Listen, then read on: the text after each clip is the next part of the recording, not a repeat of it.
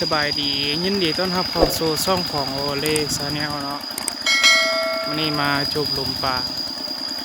ลมพองไม่ป้าเบิ่งว่ามันจากเมื่อมันจังสิ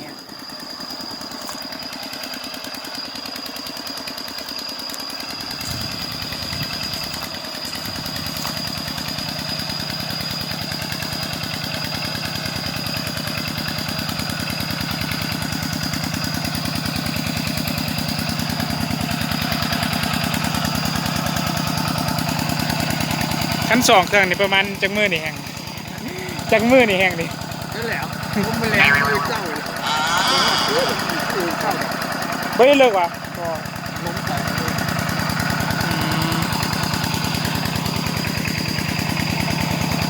ประมาณมือหนึ่ง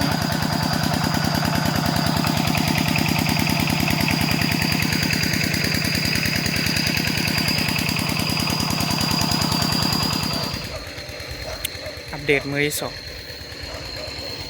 การจูบลงป่าเนาะ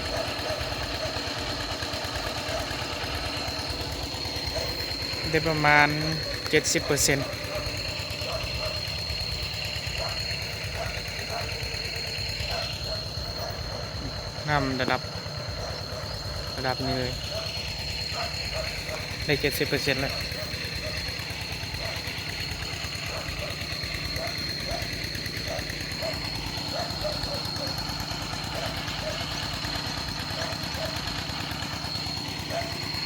จูบไปแล้วประมาณ1 มื้อเนาะ1 มื้อ 1 คืนสะโค้งบ่ฮู้สิมีป่าหรือบ่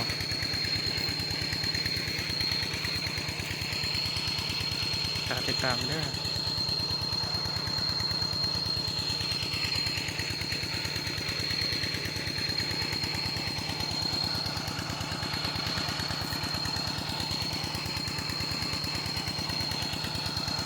เหลือประมาณ 30%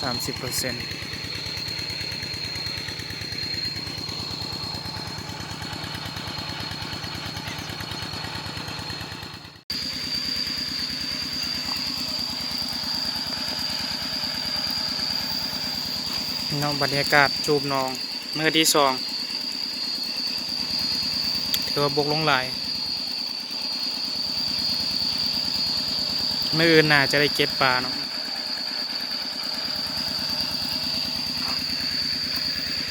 ดังไฟปิ้งป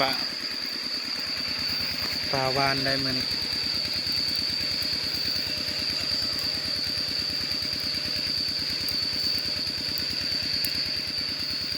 พอได้ปิ้ง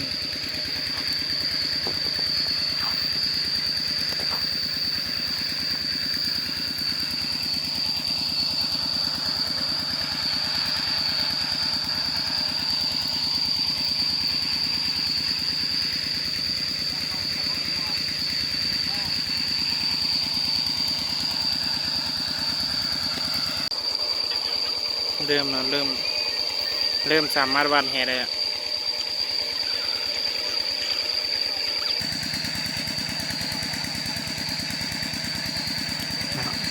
แล้ว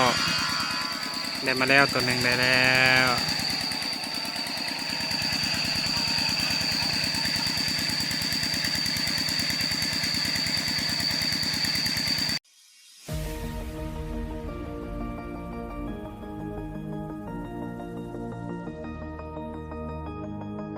ว้าวเอาจูบไปได้ประมาณ 80% แล้วตอนนี้ทางทีมงานเรากำลังลงหางเริ่มวานก่อน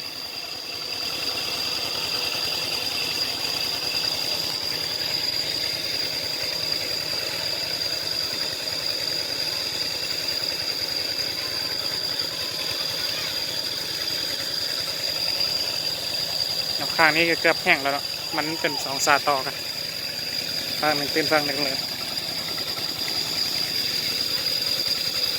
โอ้ทางนั้นได้ละ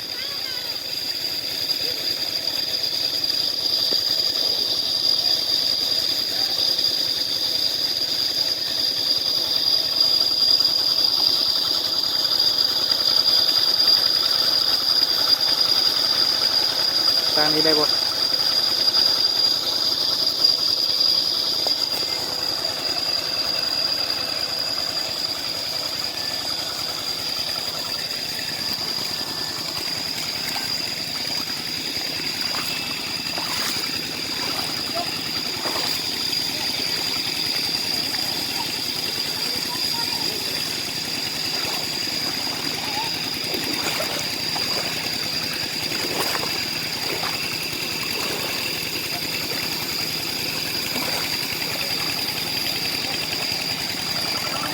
แล้วเพิ่มรถอีแตนมาอีกคันหนึ่งเป็น2 คัน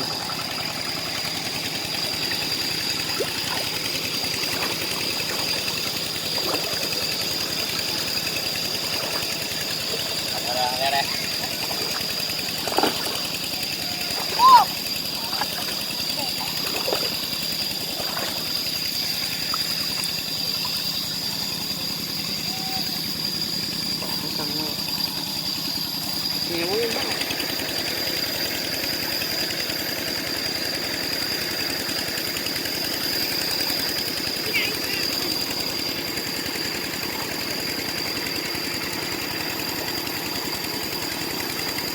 บ้านคนนี้ก็หนีไปแล้วแหละ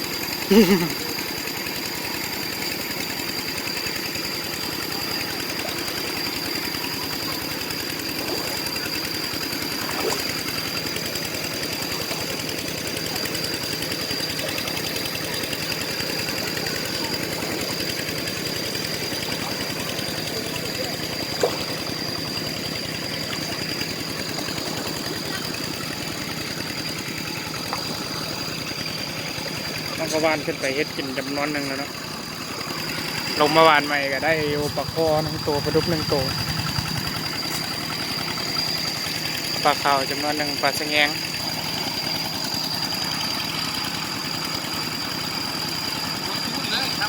บ่หมาน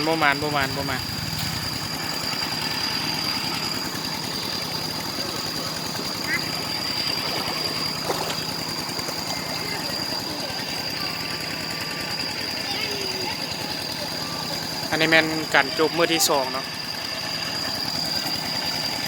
คาดว่ามื้อแรงนี้น่าจะแห้งตอนนี้ประมาณ4 โมงคาดว่ามื้อแรงน่าจะแห้ง ว้าไปครับ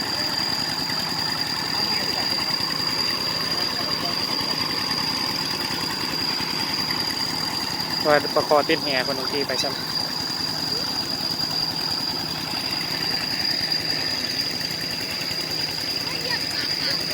โยกไปบ้านเลยโยกมาเลย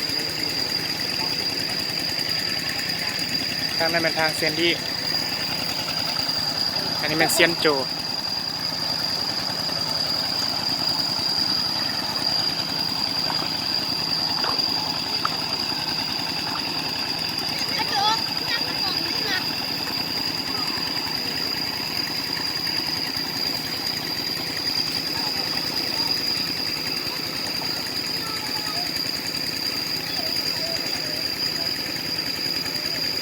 งาม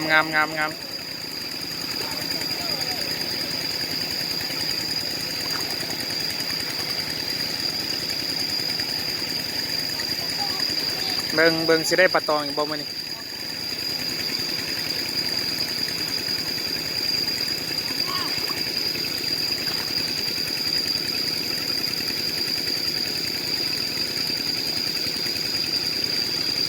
ใครเข้ามาเบิ่งก็กดไลค์ให้เพื่อเป็นกำลังใจมาเฮาเลยเด้อ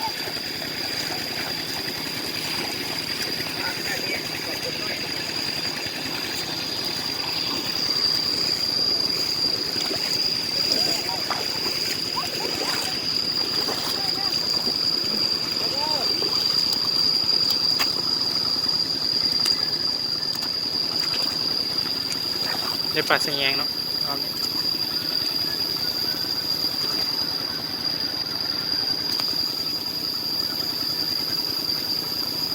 ปลาอะไรเงี้ยมันปรากฏ ไส้นี่บ่แม่นธรรมดาเนาะไส้เนาะไส้หลุม แล้วนะ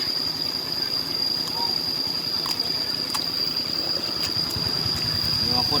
เฮ็ดไงมันไปเดี๋ยวเงาห้อง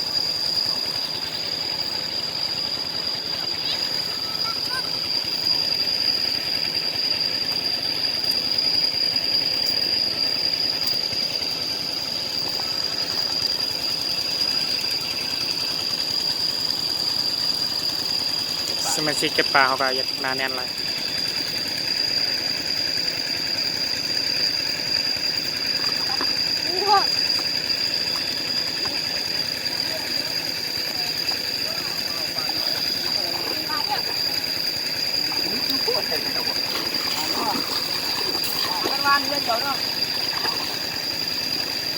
ตอนนี้มีการญาติกันว่านแห่กันแล้วญาติกันว่านกันเกิดขึ้นเลย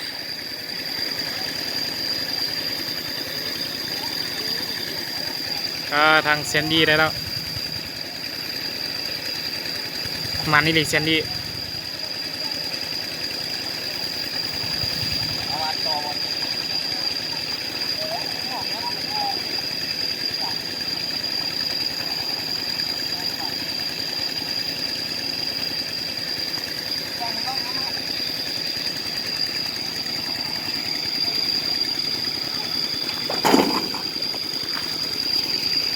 เหมือนเซนโจชีมันคือเซนดี้วะ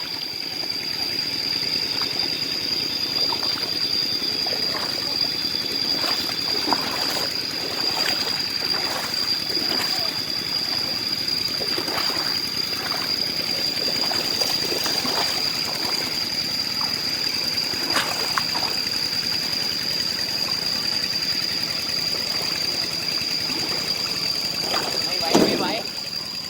เอาไปแย้งลายเกิน ขยงบ่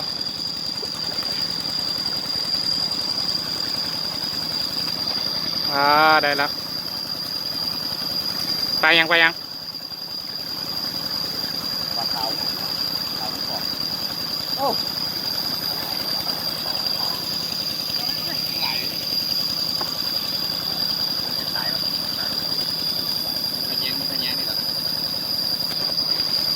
ปลาเสียงเขานี่งามหลายปลาเสียง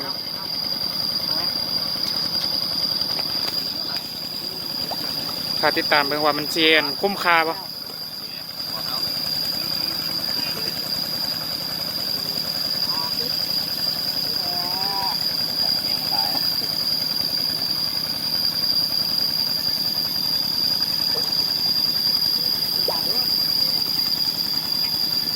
เนี่ยปลานะ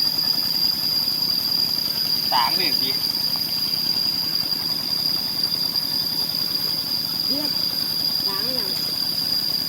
วานน้ำหนองเขาก็มาค่าคุณเลย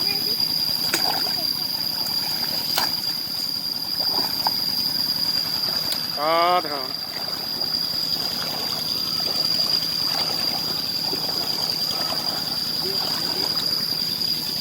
อันนั้นจำยนต์ทิมแล้วมันหลายพอจำยนต์ทิมแล้ว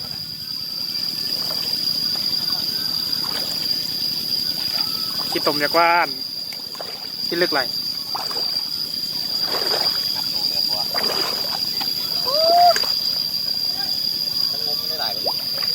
อันนี้มันเท่าเลยปลาน้ำปลาน้อยกินเลย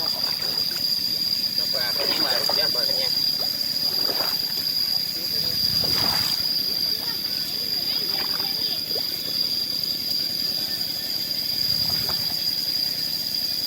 เก็บหอยเย็นเลย เอ้าจิ้มก่อนต่อ ที่สุดสองก็ ที่บ้านงานน่ะเตรียมว้า